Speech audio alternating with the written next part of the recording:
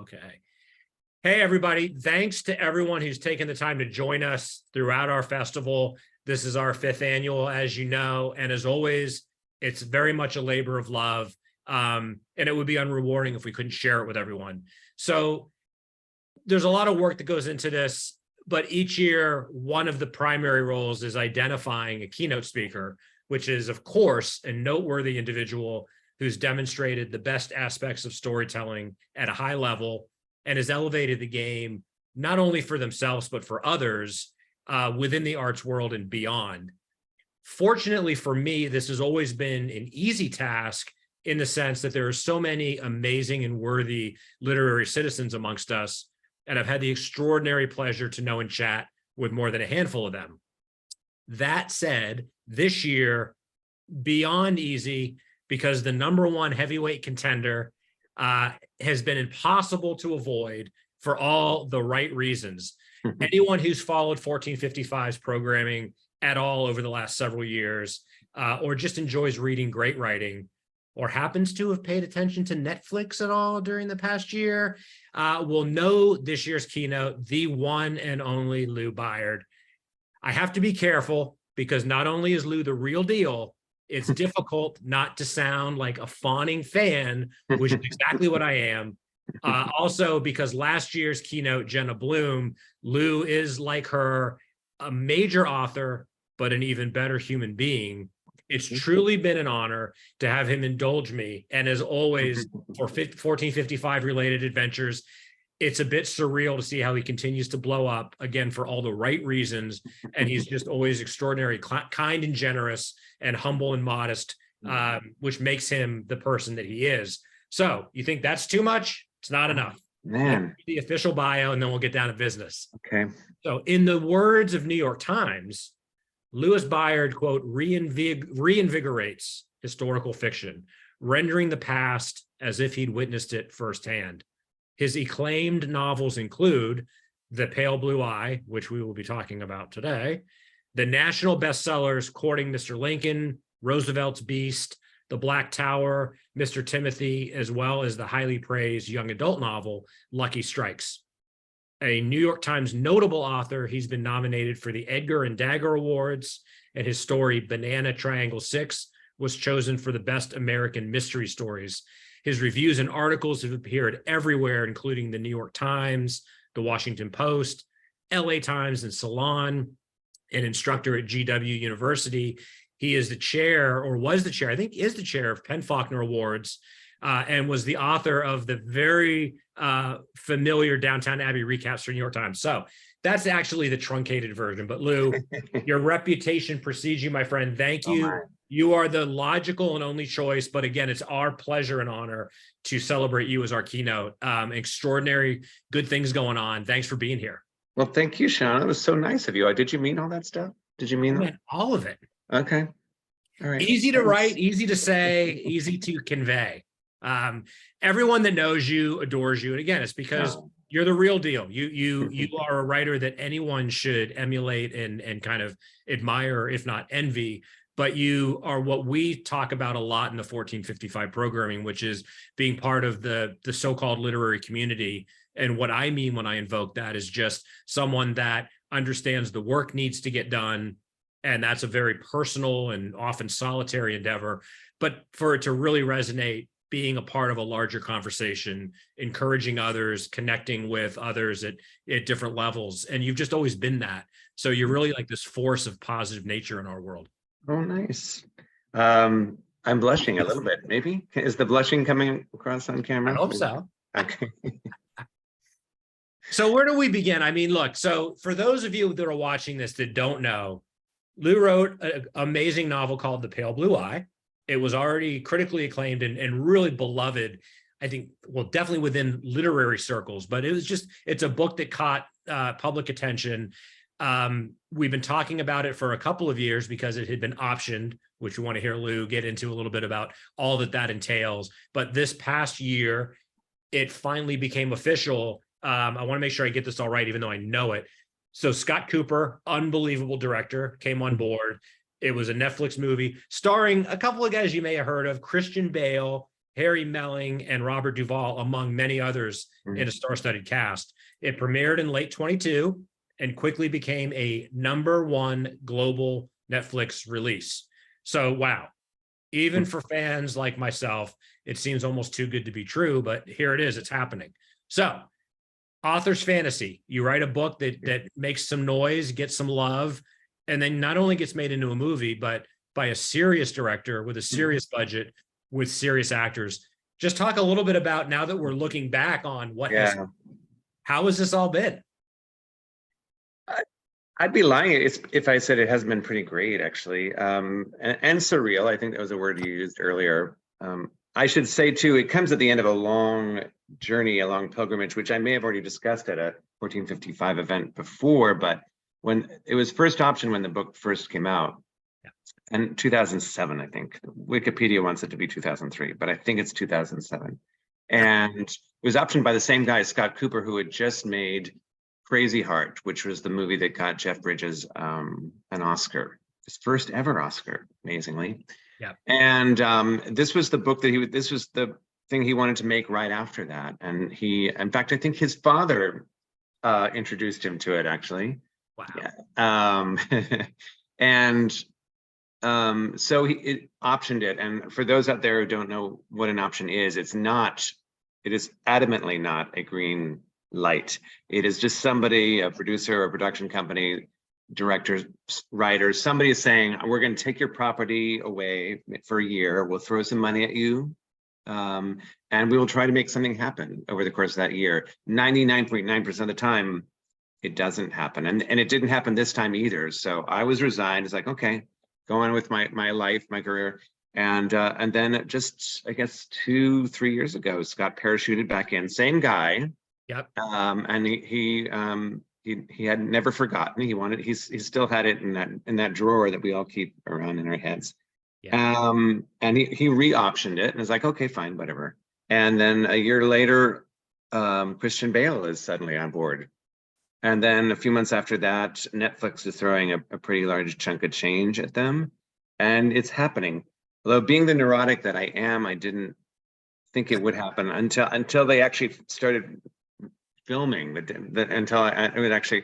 I thought, oh, it's going to fall apart probably, or I just didn't trust it. But it did happen, and one of the reasons I look back at it with so much happiness is that it was such a positive experience. That Scott Cooper was very collegial. He solicited my input in the script, which he didn't have to do. There was no contractual obligation. That was just him being a mensch. Right. And invited me to visit the set, and then Netflix flew me out for the premiere, and it was a lovely experience. No one's going to buy me a beer for this story, Sean, because there's just no hard luck author bashing element to it. Everyone has been lovely. So yeah, but look, this part of this festival, I think part of what we do, part of certainly what I do, everyone that's even dabbled in the creative arts knows the default setting is often rejection, solitude, disappointment, missed expectations. So when good things happen to very worthy authors, there's no need to be coy. It's like, it's full on celebration. I won't even allow you. You're being typically gracious, and I hear you. But I think even that, this didn't come easily. You had already written the book. So I think for the wannabes out there, that's not even the right word, the aspiring artists out there, they're like, well, that could never happen to me. It's like, well, you know what will help is if you work to be a really good writer, write a really good book, and then be a good person, and maybe things will work out. So in your case, I think the reason so many of your pals, like myself, are so happy is it is rare when a situation comes along where it's like, boy, that would make a great movie. But I always think of like Stephen King, right? I mean, well, when they make movies, 90% of the time they're terrible. So I remember when I first heard the wheels turning here, and I thought, when I heard Christian Bale's name, of course I got excited. Yeah. The director, I just want to say, I'm not going to put you on the spot, although I'm pretty certain that you're happy with the results. I still, before I saw it, I was like, just so happy. Like, I want this to go into the stratosphere. Let's hope that this all works out. But, of course I was like, I hope it isn't mediocre. And I just have to say, as I told you at the time, but I mean, just an extraordinary achievement. You know, obviously well budgeted, and I mean that not in a cynical way. Like, it comes across in the production value, and just, I mean, this was an epic. You know, it befits the narrative. You see the money and the quality that was behind this, and how exciting that must have been. Almost like a cherry that not only was a movie made, a really serious movie. A really good movie, yeah. Beautifully mounted, as you say. I mean, the photography, the music. And I think it's really one of those rare movies that gets across what it's like to live in the 19th century. They deliberately took all sort of artificial light out of the interior scenes. So you're seeing how people would have lived, the darkness in which they would have lived in circa 1830. And I think it's pretty rare to get that in a film. The last film that I know of that did that took away all the artificial lights inside, was Barry Lyndon. And it creates a really authentic historic feeling. And then of course it's beautifully acted, and I'm thrilled with it. I couldn't be happier with it.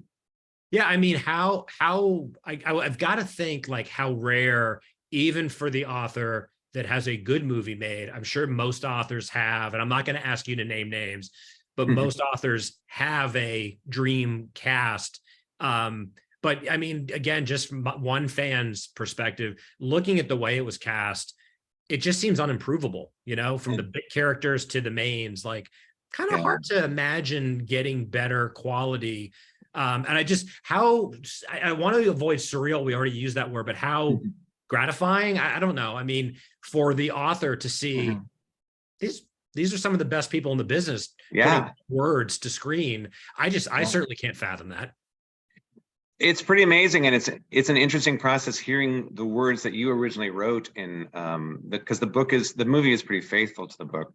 So a lot of my original dialogue is in there, and then hearing it come through the mouth of Christian Bale and Gillian Anderson and Robert Duvall and all that, and it's like it creates a new level of meaning to it all. So no, I can't quibble with anything. I need to put out special love for Harry Melling, who plays Edgar Allan Poe. I can't imagine anyone playing that part better than he does. He looks like Poe, but he also just has this exquisite Southern gentleman element and this vulnerability that I think the character really needs to have, or else he's just an idiot and an asshole, right? He has that sweetness, that core sweetness that is my feeling Poe would have had as well at that time of his life. So yeah, I mean, I think he crushed it, and I would say that was a revelation for me. I mean, I was certainly very giddy. I know I'm far from alone in thinking, you know, Christian Bale is a legit genius.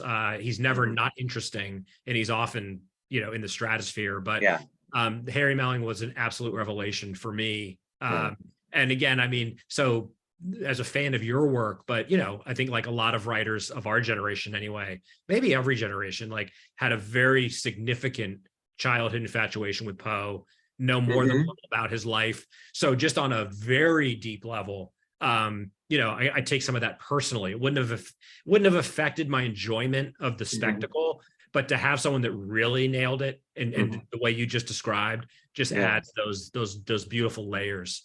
Yeah, I agree with you. And it's such a gift to, you know, have Christian Bale reading those lines, because I've seen the movie, I guess, about 6 times now, and I've been invited to watch parties and things. So and every one of his line readings, as you say, he's never not interesting. There's always some little spin he puts on the words that just makes them interesting. And it's not hamminess, it's not actorliness, it's just an actor invested in the character. And no, I'm just thrilled with how it came out. So good. Well, so I mean, easy segue to the obvious question, and I will. He'd be disappointed, and I'd be remiss if I didn't name drop one of your biggest local fans, which is my father, also known as Jack Murphy, also known as Pops. You were at 1455's first festival, which was in person pre-pandemic. Winchester, and saw your panel, and in his inimitable way pulled me aside after the festival and said, "That Lou Bayard, I mean, he's really good." I'm like, "Yeah, that's why we had him." He's like, "No, but I mean, he's really good." It always gives me joy because he's then dived into your oeuvre and is a huge fan. We watched the movie together. Oh, good. It's beautiful. But the question he wanted me to ask, which I think we're asking on behalf of so many people, Does this tend to, because of the success, I mean, the fact that it happened, again, I think we would both understand, well, okay, so an author got a movie made, great. That doesn't mean the floodgates are open, but because it was so successful and so well done, we're just curious. I don't want to say floodgates, but is this maybe facilitating a look at your catalog and maybe some expedited interest in bringing some of these other stories to the screen? Short answer is no. Long answer is no. At least not yet. Okay. I have a film agent, like a lot of authors do, and who is dutifully pitching the most recent stuff, but nope. No. Interesting. Yeah. Yeah. I'm not sure. I don't know how these things work. I don't know what makes things marketable, but it hasn't happened yet. So I'm genuinely surprised for at least on two levels, but one of them is it's not just because I anticipate how trite this is going to sound. Of course, I don't mean it that way. Your works are so filmable, because let's face it, there are some books, no matter how well written, are just unfilmable, or it's really hard to imagine. How do we get 90 minutes? How do we condense the narrative? Your books are almost begging to be filmed, and most of them, whether it's Jackie and Me, Courting Mr. Lincoln, are about historical figures that one would think there's some immediately commercial viability in terms of name recognition. So I guess I'm just naively surprised and a little disappointed, but I also think success breeds success. So, and I know that's not your end all be all. I'm just saying, for the record, I will be shocked if after this past year, we don't get some more action. From your mouth to somebody's ears, that'd be nice. But as I said before, as we were talking about before, this is not a process I have any control over. Yeah, the whole stuff with the Pale Blue Eye movie happened. That deal got struck. I was not in any of those rooms. I learned about it from the Hollywood Reporter. Right. It's something I have no control over. So I just try to put my efforts into the stuff I can control, which is the work, and that's the stuff that ultimately gives me some gratification. It's interesting too.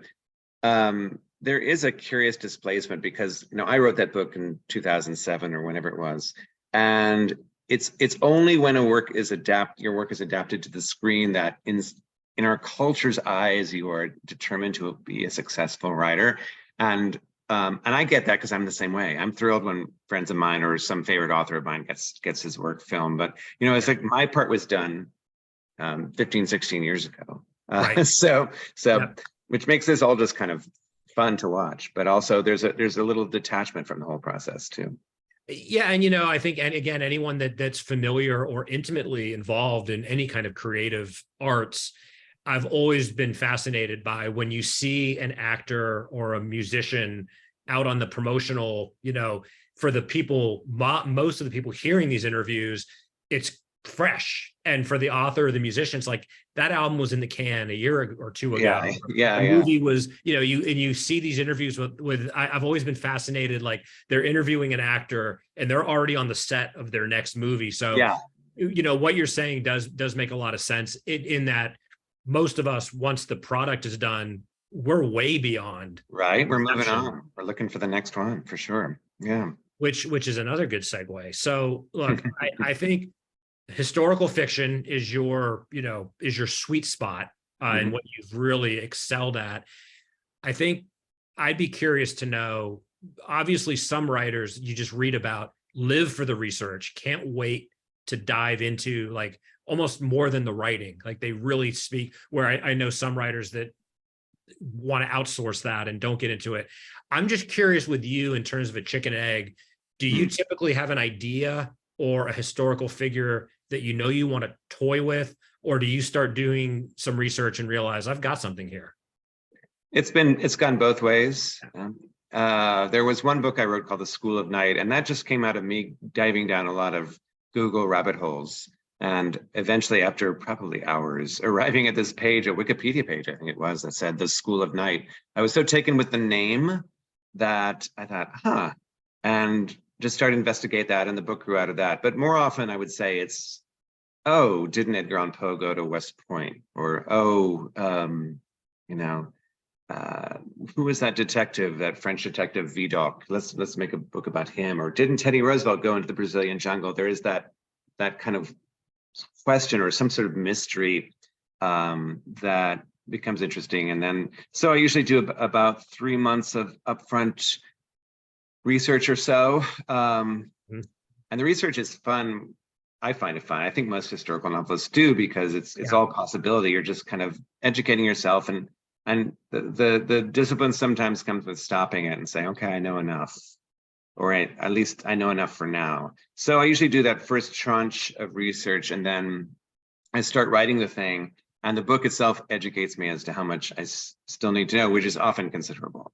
And I never feel, for all the research I do, I never feel like an expert in anything I write about. I learn enough to conjure a story out of the facts and out of the setting and out of the time. But I could spend many months in researching the books that I do write, and I just try to, at some point, have to say, okay, stop. You know enough for now.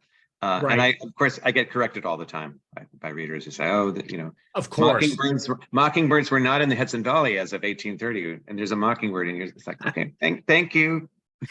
This might be a thing. I just had never heard it. A friend of mine recently referred to on Twitter the actually crowd. I'm like, that's perfect. It's the people that live for.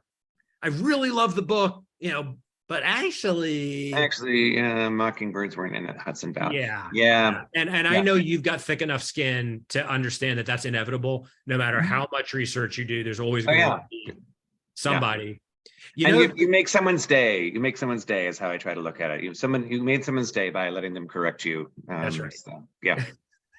So that inevitably makes me kind of think. I remember when I got my master's. Even though I'm not young, it was pre-internet, and I remember not that long after, because the internet, as we might recall, seemingly happened overnight. Like all of a sudden, everyone had email and search engines were a thing. Yeah. But when I got my master's, there was no such thing. And I mean, you went to the library, and some of like the thesis papers I wrote, in a sense, were dictated by the research that I had.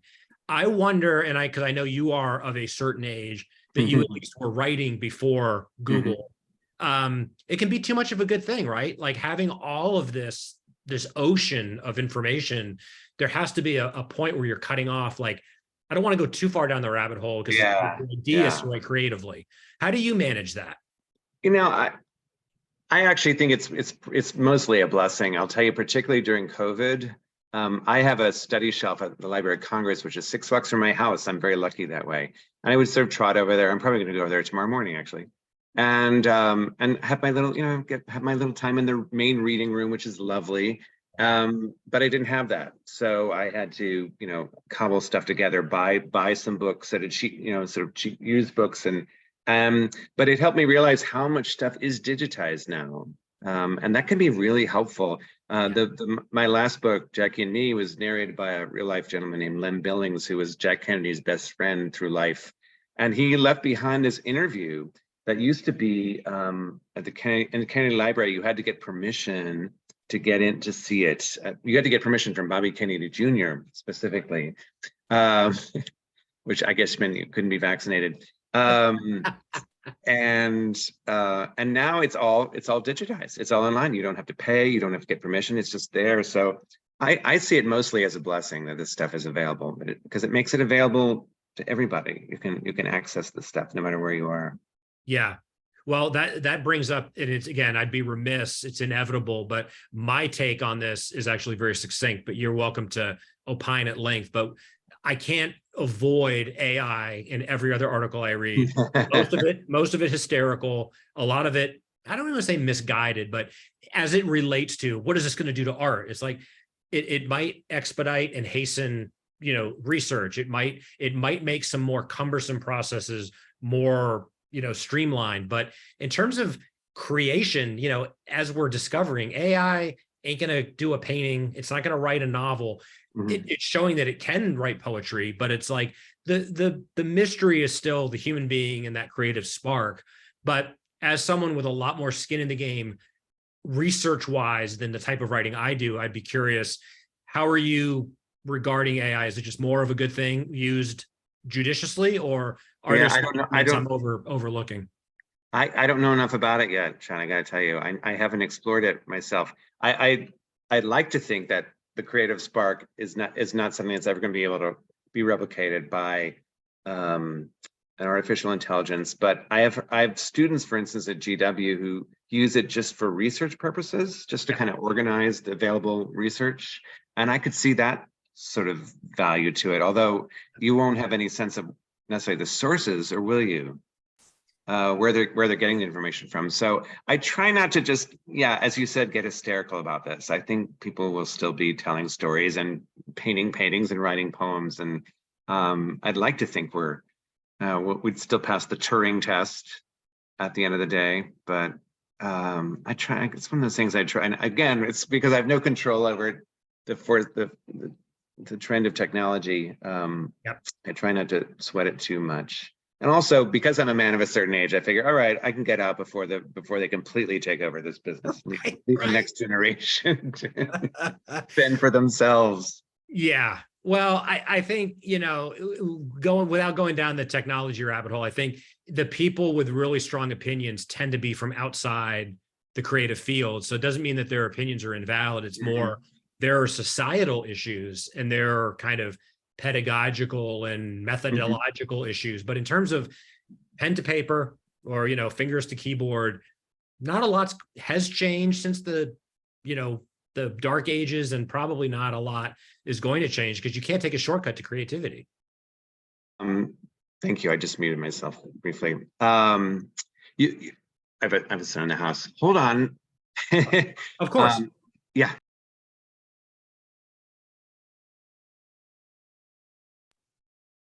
Sorry, we're good.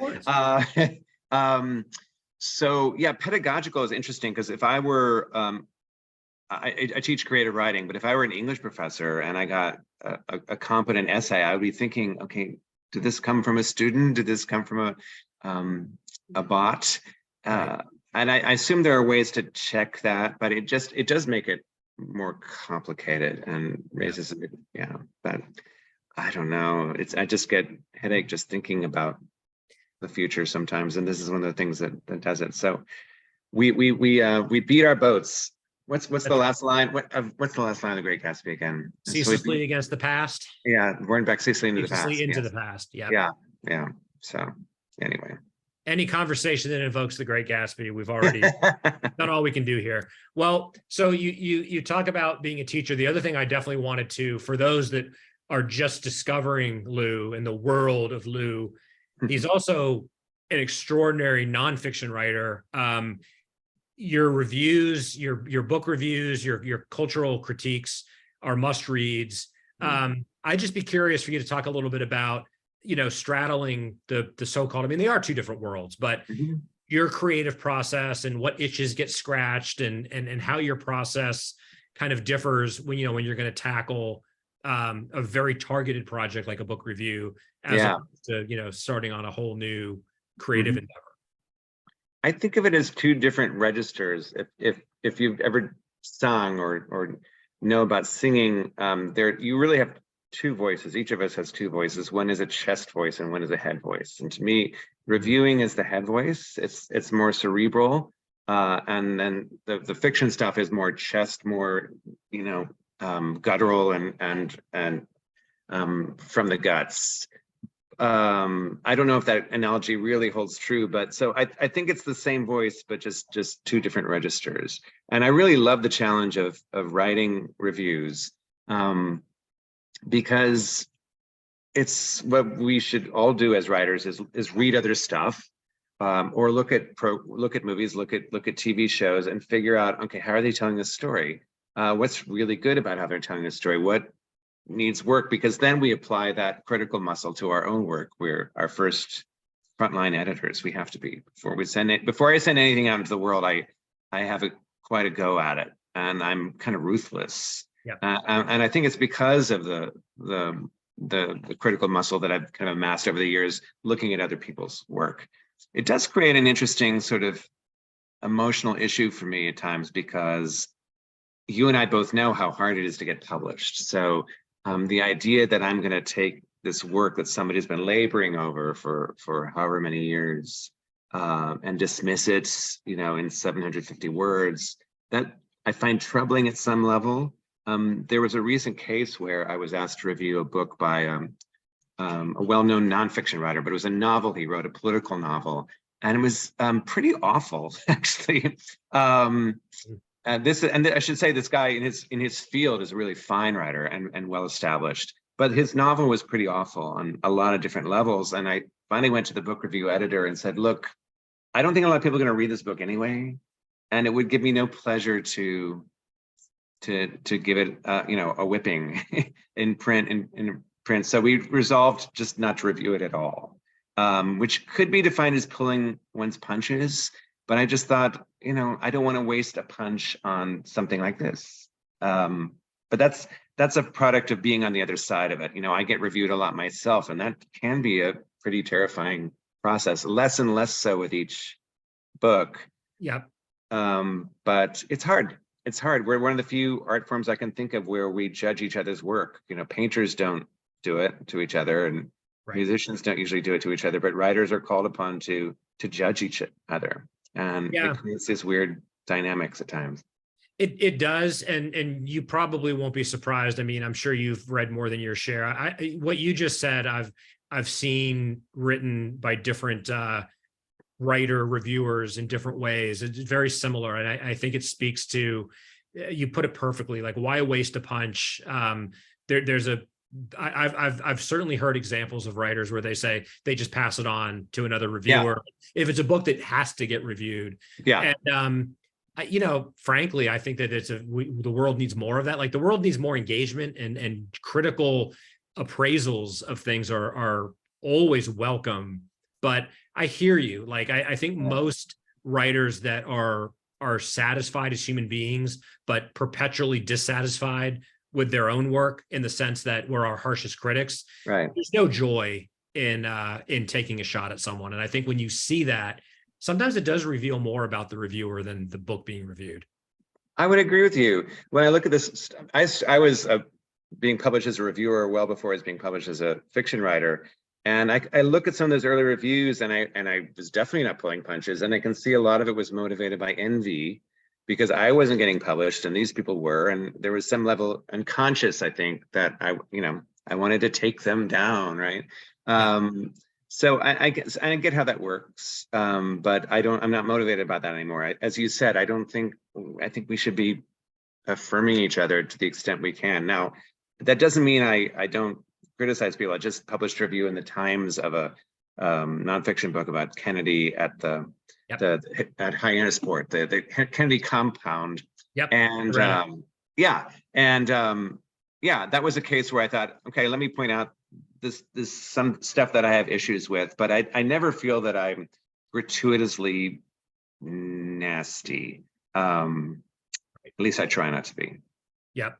Well, and I think you and I have certainly talked about this, and it just comes up when writers talk. I think this is inevitable, but I talk a lot in the context of 1455 about this whole notion of literary citizenship. And I appreciate when there's pushback. Like, what do you mean by that? And it's like, well, first of all, I don't think there's one handy definition, but you had mentioned earlier, and you did my work for me. I think you put it very elegantly, which is it's incumbent for one's own creative kind of edification, but it's important to be in conversation with the work that's being done. Because I think it shows you're willing to acknowledge the world is bigger than your own little creative space.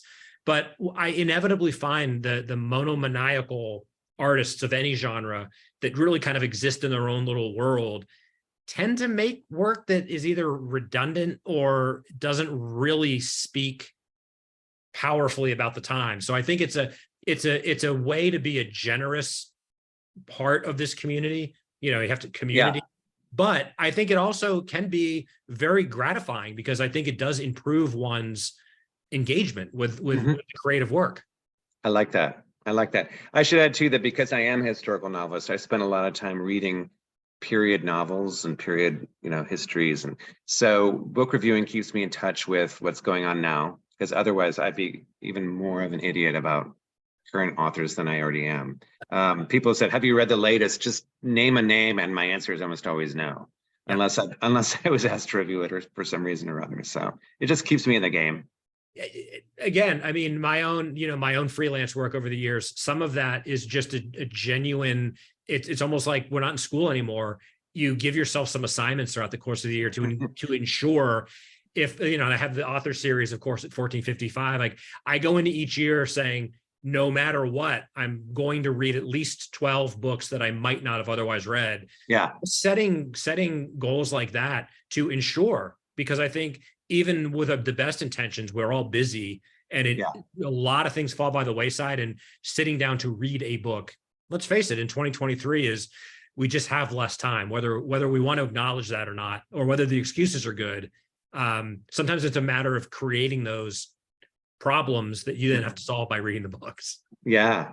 It's also one of the reasons I like being the chair of the Faulkner Awards, because I don't do the judging. I bring in the judges, but they give me 5 titles at the end of every year of the finalists, and I make a point of reading them because I just want to see what's going on out there, and I'm always edified by what I read. So I just think reading. I think some writers do get out of the habit of reading, or maybe just our lives make it harder. I know I don't read as fluently as I used to. I can't read for as long as I used to. I don't have the same endurance. But I still love it. So well, I think the other thing about you, I couldn't even really pull it off facetiously, but say, is success going to go to your head? Like one of the many things that I genuinely admire about you, Lou, is, and again, this is just an objective kind of appraisal. Looking now over this trajectory, over a couple of decades and change, you've put in the work. Never mind the fact that they have been almost universally, popular and loved. You don't create a catalog without creating the catalog. And I think it's fair and safe to say, for you are one of the writers for whom the work itself is a joy, the fulfillment of tackling new projects. As simplistic as that might sound, again, and maybe it's a social media thing. When I see writers talking about writing, what I miss a lot of is the joy, that there's no hack, there's not really any shortcut. And, if you're not enjoying it on some level, which isn't to say, let me be clear, I think we can both articulate, no, you don't sit down every day and evolve into this dream state. But if you haven't figured out by 30 or 40, like I continue to do this because it's scratching some deep itch that success or not is not going to be scratched. I think it's safe to say you are one of the role models we can look at as, at the end of the day, you've got to get the work done. Oh yeah.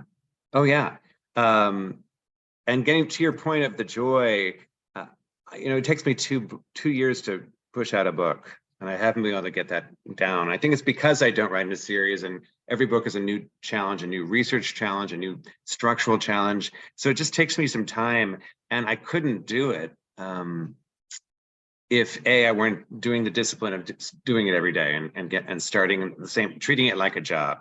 But also if I didn't find joy in it, if I didn't wake up thinking, oh, I get to work on the book today. Oh, there's this scene, that I get to work on, and it feels like such a privilege, really, to be able to do it, to be compensated for it, but also just to stay at the table and get to tell stories, because that's what I think of. I think of myself as a storyteller before I think of myself as anything, and to be allowed to do that is such a privilege. I feel.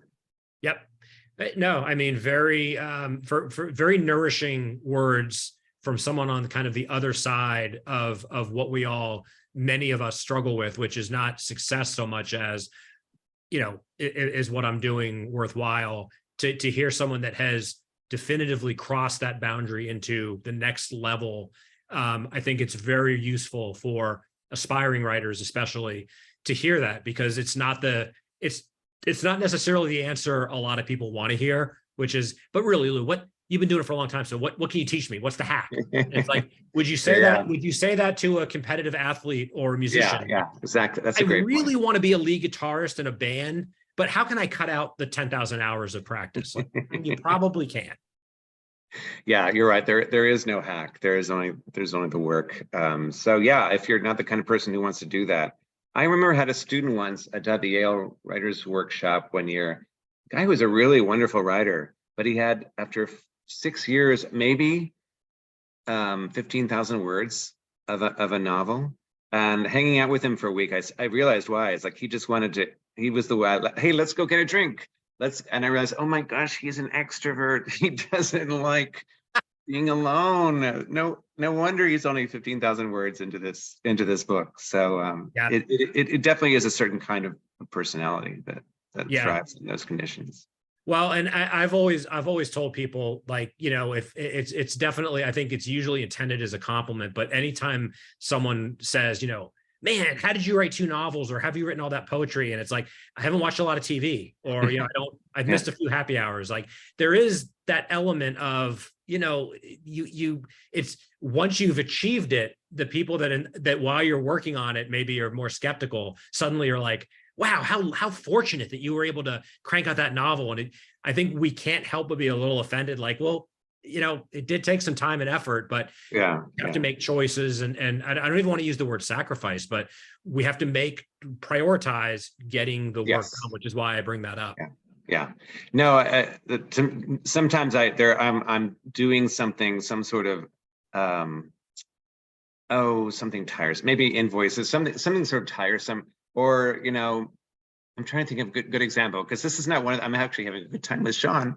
But there are times where I go, God, I could be working right now, and I think that's a sign of vocation. You're always kind of, it's like, let's see, if I get home by 4, then I get an hour and a half in before, I'm always scratching out little windows of time for myself, because and I'm always thinking about it. I'm sure you feel the same way about your work. The book follows me wherever I go, consciously or unconsciously. So I'll be walking the dog and something clicks in. It's like, oh, that's what I should do. Not even consciously thinking about it. Sometimes my best advances come when I'm just sort of letting my mind roam free. But I'm always thinking about it. And between books, I'm not a very happy person. I think it's sort of like an actor between shows. Like, who am I? Right. I don't have a book. Who am I? So there we are. Well, it's a bit of a compulsion. how kind of you to tee up the obvious next question. Are we in midst of the next creation? Where are you at right now creatively? I am, where am I? I'm about 65,000 words into a book, which I cannot divulge. Oh, don't divulge, just the fact that you've got another okay. project. That's Yes. wonderful. No, I have to, Sean. Yeah. I have to be working on something. And I know, I feel, because as I get older, I'm going to be 60 this year, and I feel, if anything, a greater urgency, because I don't know how much longer I can do this. Yeah. To be honest, both my parents had dementia, starting in their early to mid 70s, and I thought, okay, that could be on the table for me. So let's, at an age when I have people who I went to college with who are done, they are retired. There's no second career. They are done. And having a great time. And it's like, no, I want to keep doing this as long as I can, and then maybe retire.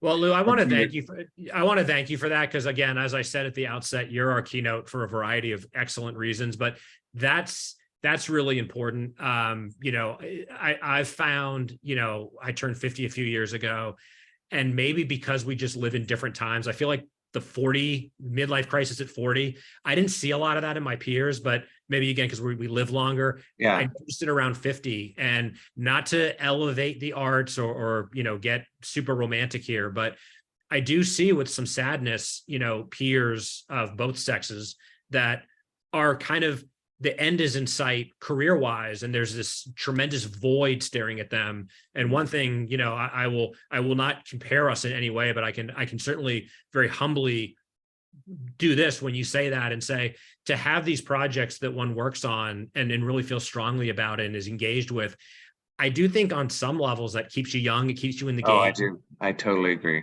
And I think it keeps you positive, right? In a world where we can walk and chew gum, right? We can acknowledge, like, there's a lot of bad things going on, as there always are, but maybe more, like, we're buffeted by, politics and everything. But I think one, antidote to cynicism is feeling like one's spending their time, however, however successfully, trying to do something that they know they were put here to try to grapple with. I like to think of it as a form of resistance too, especially when 45 was in office. I thought, okay, what can I do? There's a certain amount of helplessness that comes into a situation like that. And I don't mean to speak, I don't know what the politics of the people listening to this will be, but there's things about the world that are pretty awful that we have no control over, but we can create something that has value for somebody, even if it's just for ourselves. And that there's an element of resistance to that. I love it. I love it. I think the only other question I really wanted to ask, and it's pretty open-ended, but having read a lot of the obits for the recently departed and amazing Cormac McCarthy, I'm sure you read it or at least heard about it. I think it was in the New York Times. It was a writer-professor, but he wrote a fairly provocative, although to me it was just gospel, but he basically was talking about McCarthy's career was definitely a 20th century phenomenon in that he followed the kind of Faulkner model of the publisher knew that McCarthy was the real deal and was willing to subsidize. Like at some point there probably will be success, but his first several books didn't sell well, were critically, it wasn't an act of benevolence. Like they were appreciated. But basically the thrust of this writer's piece was that career doesn't happen anymore. And I don't even want to get into, of course, there are exceptions to that, but it does fill me with a little bit of sadness that I think that's something we've lost in our hyper-competitive zero-sum game, how business has become more like creativity and that our world has become more bottom line driven. I do think it's harder to imagine a publisher, and again, for understandable reasons, it's a business. Oh yeah, it is. But a publisher saying, you know what, business, this person, this Lou Bayard typewriter continues to put out the work. So we know they're serious, and they're very likely to organically build a following. We're gonna bank on that. We're gonna keep publishing them. I guess it just makes me a little sad to think that there are good writers that they don't come out of the gate in fuego. It might not get published again. And I guess there's not a question here. I just wonder if you read that and what your thoughts are in general about the state of it. I didn't read the article, but I've been thinking about this exact point because I saw a wonderful documentary called Turn Every Page. It's about the relationship between Robert Gottlieb and Robert Caro. Robert Gottlieb, the great editor who just died a couple of weeks ago, I think. Yes. But they're talking about the enormous leeway that Robert Caro got, with the Power Broker. He was given years to put that together. And nobody was badgering him. They would just check in. How's it going? And the same with the LBJ volumes. Those have taken I think 5 times as long as anybody thought they would, and they're still not done. Hopefully he will live to get that. But I don't think that's an arrangement that will ever happen again. Getting back to your original point, I don't think anybody's going to be given that amount of tether to follow their muse wherever they wanted to. And you're right, there is a loss to that. Right. And where I'm going with that ultimately is I think I bring that up really to underscore the point. I do find some humor in when I was starting out, the typical question from an agent was, what have you published? And, there's the whole chicken egg of like, you have to have a resume and to have a hope of success, you build on that. But now the question is, what's your following? And it's like, maybe I have to build a following once the book comes. So it's a fascinating time, but the reason I brought it up was in relation to what we were talking about with you, which is with all these uncertainties, boy, you better at a very fundamental level enjoy the work you're doing and not consider it a waste of time to put that kind of effort into a project that might never see the light of day. I think that's the enigma and the mystery. It's like the answer to the question, and it's very unsatisfying, which is why so many writers don't stick with it, I think. I know, it's almost a test of your vocation if you do. And just before we go, I wrote a book. My first novel never got published. I found an agent, but not a publisher. It took 2 years to go through this pretty grueling process. And I remember just being profoundly discouraged, thinking, God, I'm never going to do this shit again. This is ridiculous. This is so painful. And then, I remember literally throwing the manuscript across the room, very dramatic, says, fuck this, no more. And then 3 months later, I got a book idea. It's like, oh, all right, well, maybe I'll just start writing this, and suddenly it was happening, even so You write even if when the world doesn't show any sign of wanting to read it. Yeah. Well, and listen, I think it's good advice. You're a good example for, again, any aspiring writer of any age to recognize you've got to put in the work, and there has to be some level of fulfillment. Otherwise, it's not going to sustain itself. That being said, we all hope that the occasional supernova amongst us rises with very little struggle. Great, but just understanding that that is rare. It's good to talk to writers like you and hear that there seldom are shortcuts and that the work is its own reward. But we are here to celebrate the fact that, damn it, sometimes the right person gets the right set of circumstances, and we are here for it, Lou. So thank you. Thank you. Huge congrats. And Thanks. you know, I think the thing I'm taking away from this that really makes me the most happy is just to hear you say, like, without any drama, like, oh, I'm already on the next project. If you weren't, it would be understandable, right? You give yourself some breathing room, but I think that's you in a nutshell. That yeah, of course you're already at work on the next thing. That's just so inspiring. Well, I have a mortgage too, you know, and kids who are draining me dry. So I have to keep the words flowing. Yeah, the words aren't going to write themselves, and the bills aren't going to pay themselves. Exactly.